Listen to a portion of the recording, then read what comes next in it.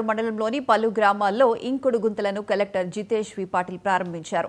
అనంతరం మాచిన్నపేటలో రైతుల మునుగ తోటను పరిశీలించి రైతు దంపతులను అభినందించారు. మునుగ సాగులో అంతర పంటలను సాగు చేస్తున్నందుకు ప్రత్యేకంగా అభినందించారు. వర్షపు నీటిని వృధా చేయకుండా భూమిలో ఇంకేటట్లు గుంతలు తవ్వించడం జరుగుతోంది. తద్వారా రైతులకు అవసరమైతే నీరు సకాలంలో తక్కువ లోతు బోర్లతో అందుబాటులోకి వస్తుందని కలెక్టర్ అన్నారు. గడ్డపారతో మట్టి తవ్వి బొచ్చెలో నింపి ఉపాధి కూలీలను కలెక్టర్ ఉత్సాహపరిచారు.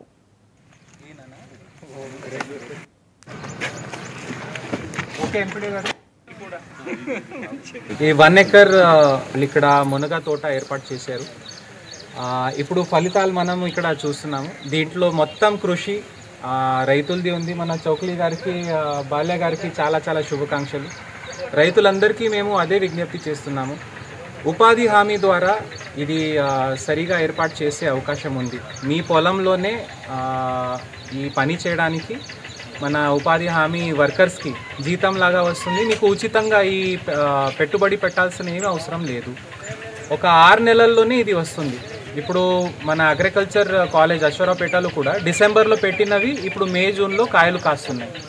రేట్ కూడా బయట మనం చూస్తే ఒక్కొక్క కాయకి 4-5 రూపాయలు రేట్ నడుస్తుంది.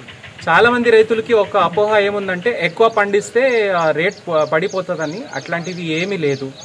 ఒక్క ఎకరానికి 1000 చెట్లు ఉంటే 1,00,000 కాయలు వచ్చినా కూడా ఒక్కొక్క కాయ ₹1 అమ్మినా కూడా మీకు ₹1,00,000 వస్తాయి. కాబట్టి ఎవరూ భయపడాల్సిన అవసరం లేదు. కానీ కొన్ని జాగ్రత్తలు తప్పకుండా చూసుకోవాలి. ఒకటైతే నీటి కుంట కంపల్సరీగా వేసుకోవాలి.